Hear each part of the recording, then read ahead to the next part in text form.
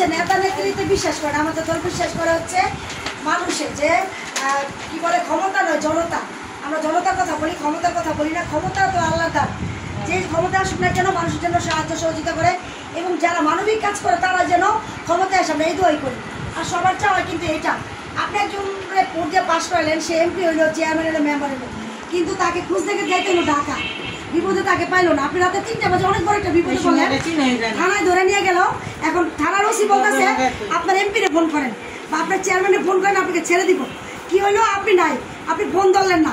জনপ্রতিনিধি তাকেই করবেন বানানো উচিত যে নাকি সারা রাত সারাদিন পাওয়া যায়। যেমন আমি আমার নিজের গল্প নিজে বলি না, সবাই জানে। রাতে 3টা বাজে ফোন দিল, আমি বিভিন্ন জেলায় পর্যন্ত চলে যাই। আমার জেলায় তো যাই, কিন্তু অন্য অন্য জেলায় যেও আমি মৃত লাশ গোসল করাই। এবং অ্যাক্সিডেন্ট হয়ে যে লাশগুলো মারা যায় রাস্তায় পড়ে থাকে, অনেকে ভয় পায়, কারণ অ্যাক্সিডেন্ট হলে তো অনেক সময় বুক ফেটে যায়, মাথার গুলি উড়ে যায়। তারপরে এগুলো নিয়ে আবার যে পোস্টমর্টম করে অনেক মানে খারাপ দেখতে, ভয় লাগে। তো আমরা এই ভয় পাই না, আমরা মৃত্যুকে ভয় পাই না। আমাদের গ্রুপ আছে, এগুলো নিয়ে কাজ করি। আমরা 147 জন পর্যন্ত গোসল করাইছি।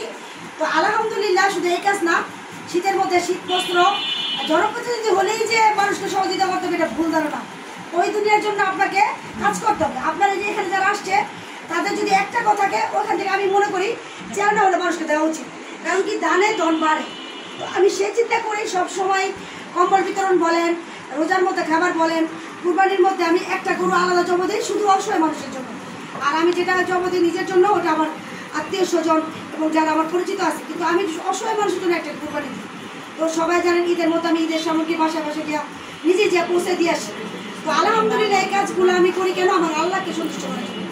এই পৃথিবীতে কেউ কাউকে সন্তুষ্ট করতে পারে না, কারণ মানুষ এমন একটা জাতি, আপনি 10 দিন করবেন, 11 দিন না করতে পারলে 11 দিন বলবে কি না সে মানুষ ভালো না, মানে খারাপ কথাটা সার্টিফিকেটটা দিয়ে ফেলবে।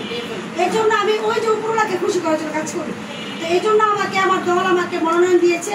তো আপনারা যদি আমার পাশে থাকেন, পাশ পেলে এটা হচ্ছে নসিবের ব্যাপার। আমি আপনাদের পাশে থাকার চেষ্টা করব। যে সাহায্যগুলো আমি আগে করে আসছি বিগত 14 বছর যাবৎ, এবং আগামী তো করবো, আমি পাশ করলেও করবো, ফেল করলেও করবো। তো আপনারা আমার পাশে থাকবেন, এই দোয়া চাই আপনাদের কাছে। আল্লাহ হাফেজ।